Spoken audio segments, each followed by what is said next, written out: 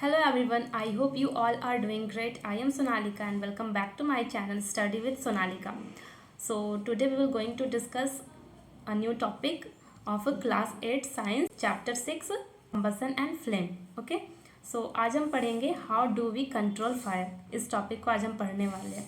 One more important thing, अगर आपने इस चैप्टर का पार्ट 1 नहीं देखा है और आपको पूरा चैप्टर पढ़ना है तो जाइए प्लेलिस्ट में, आपको पार्ट 1 का वीडियो मिल जाएगा. पहले आप उसे वॉच कर लीजिए सो दैट कि आपको चैप्टर समझने में प्रॉब्लम ना हो. और मैंने पिछले क्लास में क्या पढ़ाया था एक बार मैं समराइज़ कर देती हूँ. तो मैंने पिछले क्लास में सबसे पहले बताया था कंबसन क्या होता है, कंबसन का मतलब क्या होता है, और कंबसन होने के लिए यानी जलने के लिए क्या चाहिए होता है, फ्यूल चाहिए होता है ना. और हम लोगों ने देखा था इग्निशन टेम्परेचर, मतलब कोई भी सब्सटेंस को जलने के लिए जो मिनिमम टेम्परेचर का रिक्वायर्ड होता है वो होता है उसका इग्निशन टेम्परेचर कहते हैं उसे, है ना. मतलब कंबशन होने के लिए सबसे ज़्यादा ज़रूरी जो चीज़ होता है वो क्या होता है, ऑक्सीजन. अगर ऑक्सीजन का सप्लाई मिल रहा है तो वो चीज़ जलता रहेगा, और ऑक्सीजन का सप्लाई कट हो जाएगा तो उसका जलना भी बंद हो जाएगा. फिर हमने देखा था इनफ्लेमेबल सब्सटेंसेस क्या होते हैं. तो वैसे सब्सटेंस जो बहुत जल्दी कैच कर लेते हैं फायर को वो इनफ्लेमेबल होते हैं जिनका इग्निशन टेम्परेचर बहुत कम होता है. For example petrol, diesel, kerosene oil, ये सारा चीज़ इसमें आता है. तो यहाँ तक हम लोगों ने देख लिया था. आगे आज देखेंगे how do we control fire.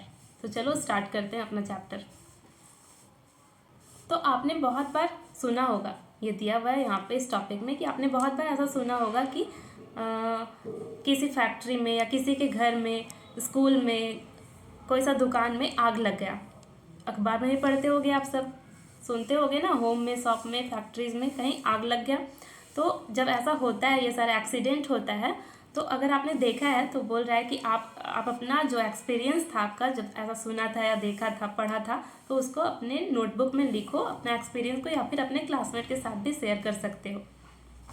और अगर आपके एरिया में क्या फायर सर्विस अवेलेबल है, मतलब कहीं पे आग लग जाता है तो आते हैं ना जो गाड़ी से, फायर ब्रिगेड वाले लोग आग बुझाने के लिए, तो उनका फ़ोन नंबर भी आपको जानना ज़रूरी है ना. As a being a good citizen of India, ये जानना ज़रूरी है कि हमारे एरिया में जो फायर सर्विस मैन होते हैं उनका मोबाइल नंबर क्या है, पुलिस वाले जो लोग हैं उनका मोबाइल नंबर क्या है. तो वही बोल रहा है, आपको उसका मोबाइल नंबर अगर पता है तो सही है, नहीं पता है तो अभी आप पता कर सकते हैं, गूगल कर सकते हैं, और ज़रूर इसे याद रखें. ये सब इंपॉर्टेंट चीज़ है, कभी भी काम आ सकता है, पता रहे तो, है ना. देखो यहाँ पे डायग्राम भी दिया हुआ है. ये कौन है, ये फायरमैन है ना. क्या कर रहा है, पानी डाल रहा है जहाँ पे आग लगा है. कोई सा फैक्ट्री या घर है तो वहाँ पे आग लग गया है. यहाँ से भी देखो, इनका जो गाड़ी होता है फायर एक्सटिंग्विश करने का, उससे यहाँ से पानी दिया जा रहा है, ये यहाँ से पानी दे रहा है, तो इस तरीके से आग को फिर बुझाया जाता है. अब बोल रहा है क्या आपके शहर में फायर ब्रिगेड स्टेशन है. होगा ही, हर जगह होता है ना. हमारे जो डिस्ट्रिक्ट होता है वहाँ पे होता है. तो फायर ब्रिगेड स्टेशन है कि नहीं पूछ रहा है. अगर होता है, जब वो आते हैं आग बुझाने के लिए कहीं भी, तो सबसे पहले वो क्या करते हैं, वो आते के साथ क्या करते हैं, पोर करते हैं वाटर, मतलब पानी डालना स्टार्ट कर देते हैं जहाँ पे भी आग लगता है. जैसा कि अभी फिगर में आप लोगों ने देखा, water cools the combustible material. जो भी कंबस्टिबल मटेरियल मतलब जो चीज़ जल रहा है उसे क्या करने लगता है, पानी ठंडा करना स्टार्ट कर देता है, ताकि उसका जो टेम्परेचर है वो नीचे चला जाए इग्निशन टेम्परेचर से. मतलब जितने में वो फायर कैच किया है वही है उसका इग्निशन टेम्परेचर. उससे जब टेम्परेचर डाउन होगा तो आग भी धीरे धीरे बुझना स्टार्ट हो जाएगा. This prevent fire from spreading. और पानी डालने से क्या होता है कि आग फैलना भी रुक जाता है, बंद हो जाता है. और क्या होता है, वाटर वेपर जो है क्या करते हैं, सराउंड कर लेते हैं कंबस्टिबल मटेरियल. जो भी जलने वाला मटेरियल है उसके चारों तरफ वाटर वेपर हो जाता है, हेल्पिंग इन कटिंग. और ये हेल्प करता है किसका कट करने में, वहाँ पे जो एयर का सप्लाई हो रहा है वाटर वेपर की वजह से एयर का सप्लाई का कट हो जाता है उस जगह पे. So the fire is extinguish. और जो आग है वो बुझ जाता है, एक्सटिंग्यूज हो जाता है. आपने पढ़ा है कि 3 इसेंशियल रिक्वायरमेंट होते हैं किस चीज़ के लिए, आग को प्रोड्यूस करने के लिए. आग को जलने के लिए 3 चीज़ जरूरी होता है. वो क्या क्या है, तो पहला है फ्यूल, ईंधन चाहिए होता है, फ्यूल. दूसरा एयर, एयर में क्या, ऑक्सीजन है ना, सप्लाई ऑक्सीजन. और तीसरा हीट, मतलब हीट, आग चाहिए. तीनों चीज़ जब भी मिलेगा तभी कहीं पे आग लगेगा. To raise temperature of fuel beyond ignition temperature. और टेम्परेचर कितना, इग्निशन टेम्परेचर से ज़्यादा होना चाहिए कहीं भी आग लगने के लिए. So fire can be control by removing one or more of this requirement, fuel, heat और ऑक्सीजन। ये 3 रिक्वायरमेंट है आग लगने के लिए। तो इनमें से किसी भी दो को, एक को या दो को अगर हम हटा दें तो क्या होगा, आग ही बंद हो जाएगा, आग बुझ जाएगा वहाँ पे। तो या तो हम फ्यूल को हटा दें वहाँ से, या तो फिर ऑक्सीजन का सप्लाई को हटा दें। तो बेस्ट क्या होगा कि ऑक्सीजन के सप्लाई को हटाना ज़्यादा इजी पड़ेगा। जब पानी डालेंगे तो वाटर वेपर वहाँ पे सराउंड हो जाएगा और ऑक्सीजन का सप्लाई वहाँ पे कट हो जाएगा, जिससे आग भी बुझ जाएगा। लेकिन फ्यूल को अगर हटाना चाहे तो वो डिफिकल्ट हो जाएगा, क्योंकि अगर कहीं पर आग लगा है तो वो पूरा एरिया ही फ्यूल के जैसा काम करने लगता है। तो बेस्ट क्या होगा, ऑक्सीजन का सप्लाई को कट करना by pouring water. I hope this is clear to you all. तो चलो इस डायग्राम को देखो, ये जो आपको दिख रहा है सिलेंडर, इसमें क्या भरा रहता है पता है आपको? और ये देखा है आपने कभी? ज़रूर देखा होगा, अपने स्कूल में, ऑफिस वगैरह में लगा रहता है ये।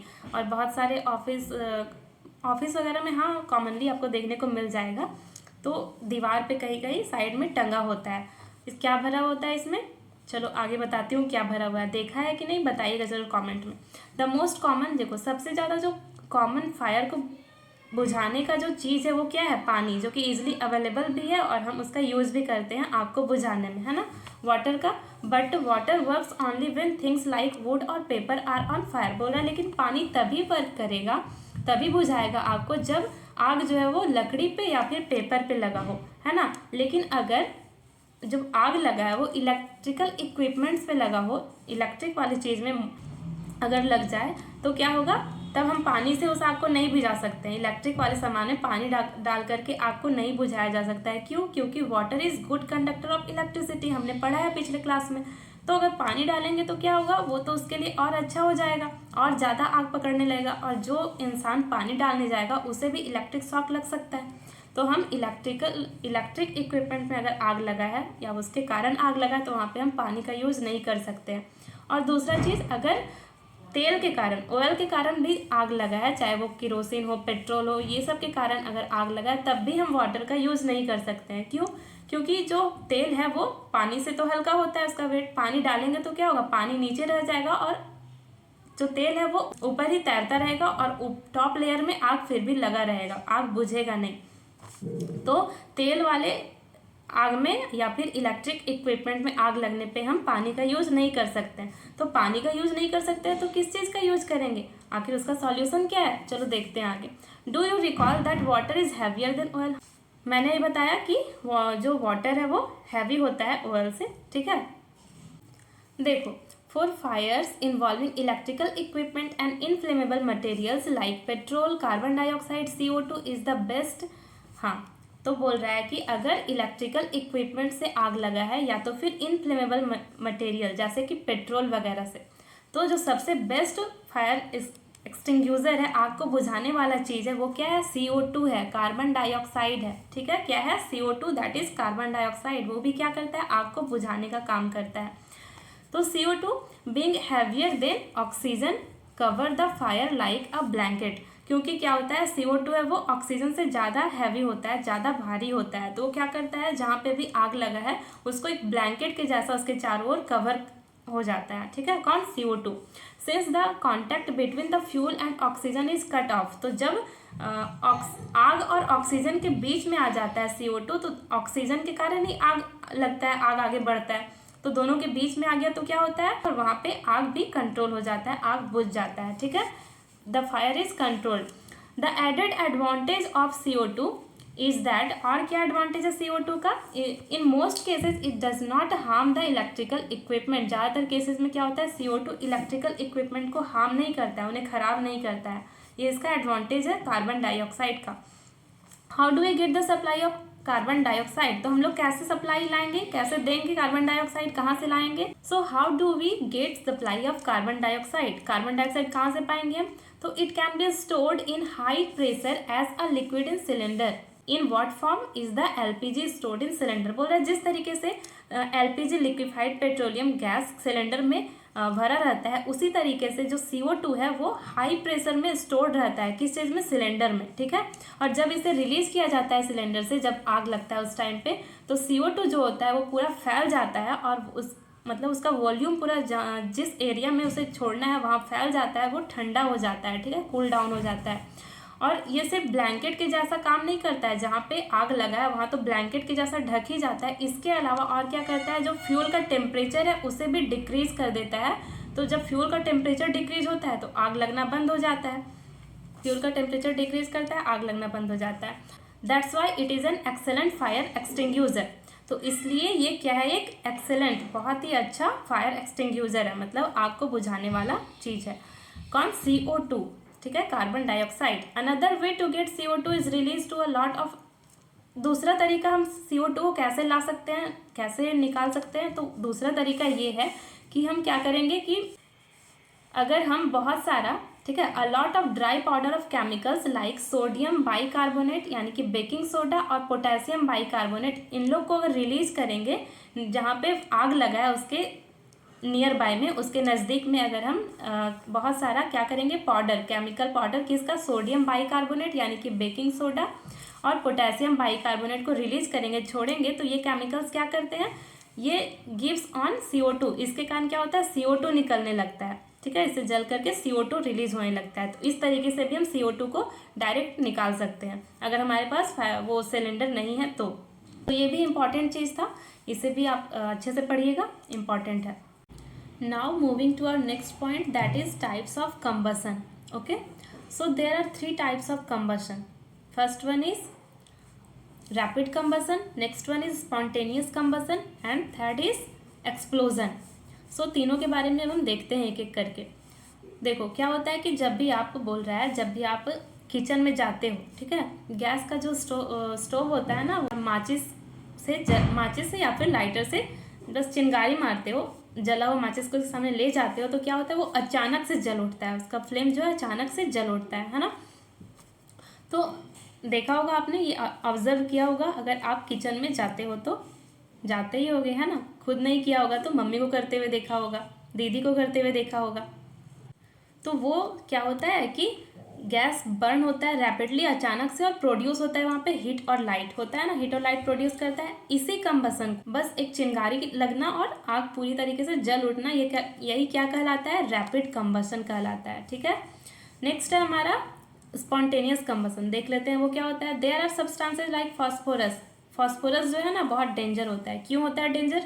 क्योंकि उसे जलाने का भी जरूरत नहीं पड़ता है, वो खुद जल उठता है। अगर उसे रूम टेम्परेचर पे छोड़ दिया जाए तो अपने आप जलने लगता है, माचिस से या फिर किसी भी चीज़ से जलाने का जरूरत नहीं है, वो खुद जलने लगता है, इतना डेंजर होता है। कौन? Phosphorus. Okay, the type of combustion in which a material suddenly burst into flame without the application of any apparent cause is called spontaneous combustion, ठीक है। तो इसी को क्या बोलते हैं, जिसमें मतलब कोई एक्स्ट्रा चीज़ हमें नहीं लगाना पड़े और खुद से जलने लगे, इसे ही बोलते हैं स्पॉन्टेनियस कंबशन, ठीक है। अब नेक्स्ट देख लेते हैं हम, ये जो खुद से जलना होता है ना स्पॉन्टेनियस कंबशन, तो कोल माइंस में बहुत बार क्या होता है, डेंजर एक्सीडेंट हो जाता है। क्या होता है, जो कोल का डस्ट होता है उसमें भी ये स्पॉन्टेनियस कंबशन होता है, मतलब खुद से जलने लगता है, जिसके कारण वहाँ पे आग लग जाता है कोल माइंस में। Spontaneous forest fire are sometimes due to heat of sun और ड्यू टू लाइटनिंग स्ट्राइक, है ना। जंगल में कभी कभी आग लग जाता है इसी कारण से, या तो सन का जो हीट है उसकी वजह से, या तो जब बिजली कड़कता है, लाइटनिंग स्ट्राइक होता है उसके कारण। लेकिन बोल रहे हैं ज़्यादातर जो जंगल में आग लगने का कारण है वो ह्यूमन एक्टिविटीज़ ही होता है, ठीक है, हमारे द्वारा ही, जो हमारा केयरलेसनेस है ना, जो हम लापरवाही बरतते हैं उसके कारण ही होता है। क्यों? क्या होता है, कभी कभी हम जाते हैं जंगलों में, शिविर जो लगाते हैं, कैंप लगा के रहते हैं, तो कैंप फायर वहाँ पे करते हैं, आग जलाते हैं, वो सारा आग जला करके मस्ती करना और जो भी चीज़ करना। तो कैंप फायर से क्या होता है कि जब हम वापस जब छोड़ते हैं जंगल को घर आने के लिए, तो बहुत बार लोग क्या करते हैं, कैंप फायर जो करते हैं, आग वाग जो लगाते हैं, उसे अच्छे से बुझाते नहीं है और वैसे ही छोड़ के आ जाते हैं। फिर क्या होता है, जंगल में तो सब कुछ, अगर गर्मी का दिन है तो सूखा रहता है, तो पूरा जंगल में आग लग जाता है उसके कारण। तो हमें क्या करना चाहिए, जब भी हम कैंप में जाए, कैंप फायर करें, तो अच्छे से वहाँ पे आग वाग बुझा के तब वापस आना चाहिए। फिर दिया हुआ है एक्सप्लोजन, ठीक है, एक्सप्लोजन थर्ड है हमारा। We generally have fire works on festival days. हम क्या करते हैं, मस्ती करने के चक्कर में पटाखे फोड़ते हैं ना फेस्टिवल के डेज में, खास करके दिवाली में, है ना। तो when a cracker is ignited, बोल रहे हैं जब भी हम एक पटाखे को फोड़ते हैं तो क्या होता है, एक सडन रिएक्शन होने के कारण पटाखा जब फूटता है तो क्या क्या रिलीज होता है, उससे हीट, लाइट और साउंड, तीनों चीज़ निकलता है ना, बड़ा एकदम जोर से आवाज़ करता है। तो a large amount of gas क्यों होता है ऐसा, एक जब रिएक्शन होता है वहाँ पे तो एक बहुत सारा जो है गैस वहाँ पर फॉर्म हो जाता है रिएक्शन की वजह से, और जब रिएक्शन की वजह से गैस का फॉर्मेशन होता है तो अचानक से वो ब्लास्ट कर जाता है। ठीक, इसे ही क्या बोलते हैं, एक्सप्लोजन बोलते हैं। इस रिएक्शन को एक्सप्लोजन बोलते हैं। और एक्सप्लोजन पटाखे को बहुत ज़्यादा प्रेशर अप्लाई करने पर भी हो सकता है। ज़्यादा प्रेशर अप्लाई किया जाए अगर क्रैकर्स पे तो वो भी ब्लास्ट कर सकता है, एक्सप्लोजन हो सकता है वहाँ पे। तो ये हम लोगों ने तीनों देख लिए फ्लेम के टाइप्स। तो कंबसन के टाइप हमने देख लिए, 3 होते थे, रैपिड, स्पॉन्टेनियस और एक्सप्लोजन। नेक्स्ट है हमारा फ्लेम। ठीक है, अब हम फ्लेम के बारे में पढ़ेंगे। Observe an LPG flame. LPG का जो फ्लेम होता है वो आपको ऑब्जर्व करना है, देखना है। Can you tell the colour of the flame, और मतलब जो गैस जलता है उसका जो फ्लेम होता है वो कैसा होता है, कलर कैसा होता है आप बता सकते हो, या फिर जो जलता हुआ कैंडल होता है उसका कलर फ्लेम का कैसा होता है ये आपको बताना है। तो recall your experience of burn. आपने इस क्लास 7th में मैग्नीशियम रिबन को बर्न करने का जो एक्टिविटी था वो किया था, तो उससे क्या फ्लेम निकलता है उसे जलाने पे या फिर नहीं निकलता है, क्या आपको याद है?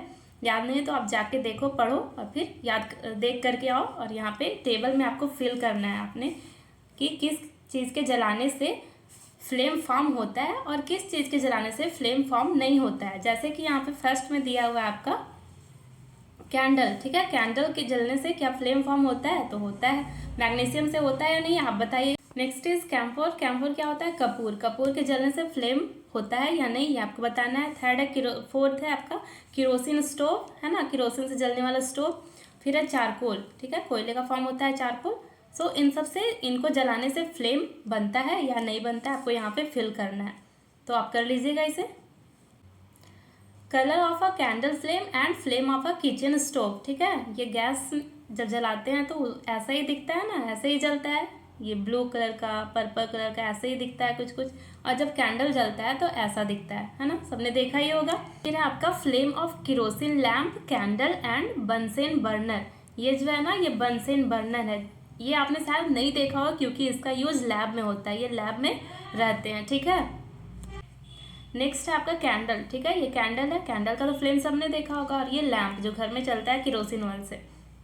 तीनों में फ्लेम बनते हैं लेकिन कलर सबका अलग अलग होता है। Now moving to our next point, that is structure of a flame. जो भी आप फ्लेम देखते हो, कैंडल का फ्लेम, दिया का फ्लेम, लैम्प का फ्लेम, उसका स्ट्रक्चर क्या है। ठीक है, उसके जो कलर दिखता है सारा कलर सेम होता है या फिर अलग होता है, उसका जो हीट है बाहर और अंदर सेम होता है या अलग, ये हम एक एक्टिविटी के थ्रू समझते हैं। और इस एक्टिविटी को अगर आप कर रहे हैं तो आपको केयरफुल होकर करना है क्योंकि आपका हाथ भी जल सकता है। तो चलो स्टार्ट करते हैं इस एक्टिविटी को।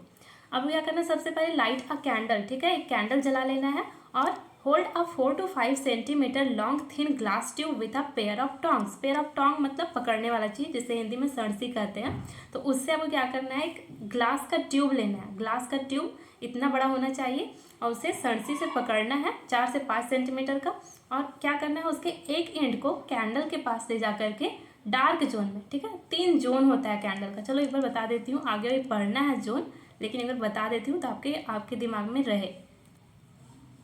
मान लो कि ये कैंडल का फ्लेम है। ठीक है, नीचे कैंडल है और इसका फ्लेम है, तो ये जो बाती वाला पार्ट होता है ये सबसे ठंडा होता है, इसी को बोलते हैं डार्क जोन। ठीक है, दिस इज डार्क जोन। और जो बीच वाला होता है, मिडिल वाला फ्लेम जो होता है, उसे बोलते हैं हम ल्यूमिनस जोन। और सबसे आउटर जो होता है वो होता है नॉन ल्यूमिनस जोन। ल्यूमिनस बीच वाला, सबसे बाहर वाला नॉन ल्यूमिनस, और अंदर वाला जो बाती वाला पार्ट होता है वो डार्क जोन, जो कि सबसे ठंडा होता है। बीच वाला मॉडरेट होता है और नॉन ल्यूमिनस यानी सबसे बाहर वाला जो पार्ट है वो सबसे ज़्यादा हॉट, सबसे ज़्यादा गर्म होता है। तो ये जो हमें ग्लास ट्यूब है वो कहाँ ले जाना है, डार्क जोन में रखना है। ठीक है, मान लो ये हमारा ग्लास ट्यूब है तो यहाँ पे डार्क जोन के पास रखना है। आगे फिगर है, चलो फिगर के हेल्प से हम समझते हैं। तो हमारा डार्क जोन कौन सा हुआ, ये बाती वाला पार्ट हुआ, तो यहाँ तक ले जाना है। ये हमारा है ग्लास ट्यूब और ये है पेयर ऑफ टोंग यानी सड़सी, जिससे हम पकड़ के रखे हैं ग्लास ट्यूब को। तो इसे डार्क जोन में ले जाकर कुछ टाइम तक वहीं पे होल्ड करके रखना है। ठीक है, कुछ सेकेंड तक। और दूसरा एंड जो है ग्लास ट्यूब का वो ये है, यहाँ पे क्या करना है आपको, एक माचिस जला करके दूसरे एंड पे रखना है। माचिस का तिल्ली जला करके वहाँ ले जाना है, कुछ देर तक रखना है। फिर आपको ये ऑब्जर्व करना है कि क्या कुछ देर के बाद ये जो सेकेंड एंड है, पीछे वाला एंड, क्या यहाँ पे फ्लेम हो जाता है, मतलब फ्लेम जलने लगता है, यहाँ पर भी लाइट आ जाता है, हीट आ जाता है, ये आपको देखना है इस एक्टिविटी से। तो आप देखोगे कुछ टाइम के बाद ये जो एरिया है फर्स्ट वाला, जहाँ पे हम ट्यूब को लेकर के जला रहे हैं, कैंडल का पार्ट, यहाँ पे क्या होगा कि मोम जो है सो बहुत ही तेज़ी से पिघलना स्टार्ट हो जाएगा और यहाँ पे गड्ढा होते जाता है ना, पिघलने लगता है। तो ये जो मोम है वो क्या होता है, कुछ देर में इस ट्यूब के थ्रू वेपर के फॉर्म में अंदर जाने लगता है, वेपर बन करके ट्यूब में जाने लगता है, ग्लास ट्यूब में। और जब वेपर का फॉर्मेशन होगा तभी फ्लेम का फॉर्मेशन होता है। तो कुछ देर के बाद जब वेपर बन जाएगा तो यहाँ पे फ्लेम प्रोड्यूस हो जाएगा और ये पार्ट भी जलने लगेगा, यहाँ पे फ्लेम प्रोड्यूस हो जाएगा। ठीक है, तो इससे क्या समझे आप कि जब फ्लेम का फॉर्मेशन तभी होता है जब वेपर बनता है। जिस चीज़ में वेपर बनेगा उसी में फ्लेम का फॉर्मेशन होगा, जिसमें वेपर नहीं बनेगा वहाँ पे फ्लेम का भी फॉर्मेशन नहीं होगा, फ्लेम भी प्रोड्यूस नहीं होगा। ठीक है, तो यहाँ पे वही लिखा हुआ है कि वैसे सब्सटेंस जिसमें वेपराइज होता है जब बर्निंग के टाइम, ड्यूरिंग बर्निंग, वही क्या देते हैं, फ्लेम देते हैं। एग्जाम्पल किरोसिन ऑयल भी देता है, मोल्टेन वैक्स कैंडल से ही मिलता है। ठीक है, उसके बाद बोल रहा है कि लेकिन जो चारकोल होता है ना, चारकोल यानी लकड़ी का कोयला, उसमें क्या होता है कि उसमें वेपर नहीं होता है, वेपराइज वो नहीं होता है, इसलिए वहाँ पे क्या होगा, वहाँ पे फ्लेम का फॉर्मेशन नहीं होगा, वहाँ पे फ्लेम प्रोड्यूस नहीं करेगा। ठीक है, डज नॉट प्रोड्यूस फ्लेम। जो एक्टिविटी हमने देखा 6.5 में बोल रहा है, उसमें क्या हो रहा है कि जो इस एक्टिविटी में हुआ क्या था, वेपर जो है सो ग्लास ट्यूब के थ्रू बाहर आने लगा था। जब बाहर आया तो वेपर के कारण वहाँ पे फ्लेम का फॉर्मेशन हो गया था। अब आपको क्या करना है, फिर से कैंडल लेना है एक जो कि एकदम स्टेडी हो, ठीक है, रुका हुआ हो। उसके बाद इंट्रोड्यूस करना है, मतलब वहाँ उस कैंडल के ऊपर आपको एक ग्लास का प्लेट या फिर स्लाइड रखना है। ग्लास का प्लेट या स्लाइड क्या होता है, ये देखो, ये डायग्राम में जो आपको दिख रहा है ना, ये यही है ग्लास का प्लेट या स्लाइड, जो कि ट्रांसपेरेंट होता है। ये सब लैब में आपको मिल जाएगा, सारा अपरेटस आपके स्कूल के लैब में। अगर आपको करवाया जा रहा है तो अच्छा है, नहीं तो आप टीचर को बोलिए करवाने के लिए, आपको ज़्यादा अच्छा से देख करके समझ में आएगा। ठीक है, तो आपको फिर से जो हमारा पेयर ऑफ टोंग होता है पकड़ने वाला सणसी, उसके हेल्प से पकड़ के रखना है 10 सेकेंड तक कैंडल के ऊपर ही से, और ये बीच वाले जोन में रखना है। ठीक है, मतलब फ्रंट में नहीं, ल्यूमिनस जोन में, जहाँ पे मॉडरेट रहता है टेम्परेचर, वहाँ पे। और 10 सेकेंड तक होल्ड करने के बाद हटा लेना है। फिर आप क्या देखोगे, देखो ये वाला फिर आपको फिगर देखने को मिलेगा, एक डार्क ब्लैक कलर का सर्कुलर रिंग वहाँ पे हो जाएगा। वो किस चीज़ को इंडिकेट करता है कि जो ल्यूमिनस जोन होता है ना, जो कैंडल का जो फ्लेम का जो बीच का जो जोन होता है, वहाँ पे कुछ अनबर्न बिना जले हुए कार्बन के पार्टिकल्स रहते हैं, जो कि इस फॉर्म में यहाँ पे डिपॉजिट हो जाते हैं। वो एक्चुअली होता है क्या है, ब्लैक कलर कार्बन होता है वो। ओके, ये देखो यहाँ पे लिखा हुआ है कि a circular blackish ring is formed on glass plate or slide, it indicate the deposition of unburn carbon particles present in luminous zone of the flame. Okay, next बोल रहा है कि hold a thin copper wire just inside the non luminous zone of the flame for 30 second, और notice करना है कि that portion of copper wire just outside the flame get red hot, है ना, पूरा लाल होकर एकदम गर्म हो जाएगा। तो ये क्या इंडिकेट करता है कि जो सबसे आउटर पार्ट है फ्लेम का, यानी कि नॉन ल्यूमिनस जोन, वो सबसे ज़्यादा हीट रहता है, मतलब सबसे ज़्यादा गर्म होता है, वहाँ का टेम्परेचर सबसे ज़्यादा हाई होता है, वो सबसे हॉटेस्ट पार्ट होता है फ्लेम का। ओके, देखो यहाँ पे डायग्राम में दिखाती हूँ, ये देखो, ये है हमारा कैंडल। ठीक है, यहाँ पे हमने थिन कॉपर वायर रखा है, जिसे पकड़ के रखा है, किससे, पेयर ऑफ टोंग से। और सबसे जो नॉन ल्यूमिनस पार्ट है, ये सबसे बाहरी पार्ट, सबसे हॉटेस्ट पार्ट, ये बीच वाला था जो अभी ऊपर एक्टिविटी किया था हमने, ये बीच वाला होता है, जो कि कैसा होता है, ल्यूमिनस पार्ट। ठीक है, ल्यूमिनस जोन। तो यहाँ पे नहीं रखना है आपको, नॉन ल्यूमिनस जोन यानी सबसे आउटर पार्ट में रखना है कॉपर वायर को। तो 30 सेकेंड तक आप रखोगे, देखोगे क्या होगा कि ये पूरी तरीके से लाल होकर एकदम गर्म हो जाएगा। तो ये क्या इंडिकेट करता है, बीच में जब हमने रखा था तो वो गर्म नहीं हुआ था, गर्म हुआ था लेकिन हल्का, पर हुआ क्या था, ब्लैक कलर का सर्कुलर रिंग का फॉर्मेशन हुआ था। लेकिन यहाँ रखने पे पूरी तरीके से लाल होकर गर्म हो जाता है। क्या दर्शाता है कि जो आउटर पार्ट है कैंडल का, मतलब फ्लेम का, वो सबसे ज़्यादा हॉटेस्ट पार्ट होता है। I hope it is clear to you all. Different zone of candle flame. ठीक है, कैंडल का फ्लेम का अभी मैंने पीछे अपने से डायग्राम बना के बताया था, यहाँ पे दिया हुआ है अच्छे से डायग्राम। देखो, ये हमारा कैंडल है, ठीक है, कैंडल हो गया, और ये क्या है, इसका फ्लेम है ना। तो हॉटेस्ट पार्ट, सबसे जो बाहर वाला होता है वो हॉटेस्ट पार्ट होता है, मिडिल वाला क्या होता है, मॉडरेटली हॉट, ठीक है, आधा गर्म होता है, और सबसे अंदर वाला जो पार्ट होता है वो सबसे कम गर्म होता है। यहाँ पे आप हाथ ले जाओगे तो आपको ज़्यादा नहीं जलेगा, लेकिन बाहर हाथ रख लोगे तो हाथ आपका जल जाएगा, ठीक है। सो देखो इधर से राइट साइड से देखते हैं तो outer zone of complete combustion, outer zone, और ये इसमें पूरी तरीके से कंबसन होता है, पूरी तरीके से जलता है। और ये इसका कलर कैसा होता है, ब्लू कलर का होता है, ठीक है। चलो कलर भी ले लेते हैं। ओके, ये कैसा होता है, ये ब्लू कलर का होता है आउटर वाला। नेक्स्ट है हमारा फिर है हमारा middle zone partial combustion. Middle zone में क्या होता है कि पार्शियल कंबसन मतलब आधा जलता है आधा नहीं जलता, और ये कलर कैसा होता है, इसका येलो कलर होता है मिडिल वाला का, ठीक है। और लास्ट वाला जो होता है वो कैसा होता है, तो लास्ट वाला ब्लैक कलर का होता है। लास्ट वाला यानी ये बाती जो आपको दिख रहा है ये कैसा होता है, ये ब्लैक कलर का होता है। जैसे आप देखते होगे कि कैंडल को जलाते हो शुरू में उसका बाती वाइट रहता है, फिर तुरंत क्या हो जाता है, ब्लैक कलर का। Inner most zone of unburnt wax, वो अनबर्न्ट होता है मतलब वो जलता ही नहीं है।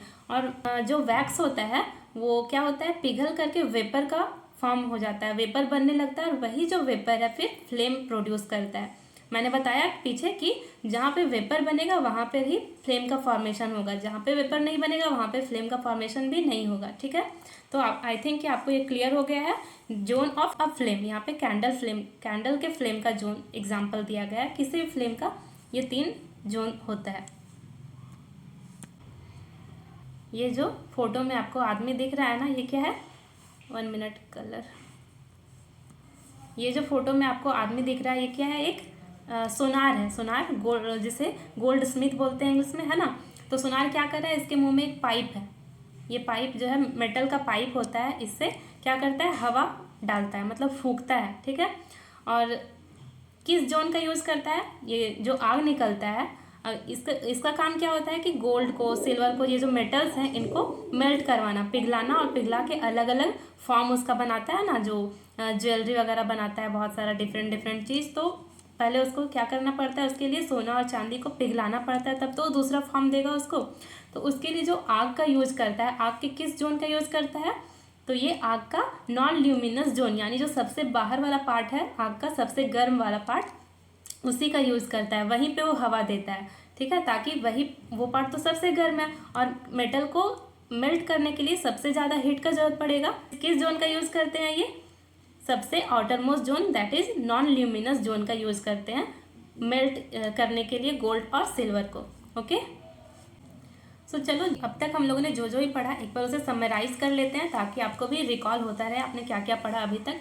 तो हमने अभी देखा, सबसे पहले हम लोगों ने देखा इसमें कि हम लोग how do we control fire, fire को कैसे कंट्रोल कर सकते हैं। तो सबसे मोस्ट कॉमन चीज़ जो है फायर को कंट्रोल करने का वो क्या था, तो वो वाटर है, यानी कि पानी जो हर जगह अवेलेबल रहता है। दूसरा था हमारा, अगर इलेक्ट्रिकल इक्विपमेंट या फिर तेल यानी ऑयल की वजह से आग लगा है तो उसे कैसे हम कंट्रोल कर सकते हैं, उसे हम CO2 की हेल्प से कंट्रोल करते हैं, वो भी देखा हम लोगों ने। फिर हम देखा टाइप्स ऑफ कंबशन। तो कंबशन भी 3 तरीके के होते हैं, पहला रैपिड, दूसरा स्पॉन्टेनियस और तीसरा एक्सप्लोजन।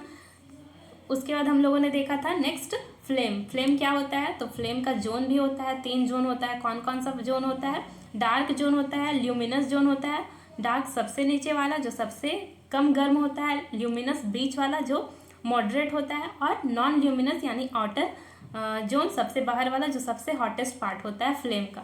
फ्लेम में हमने इतना देख लिया।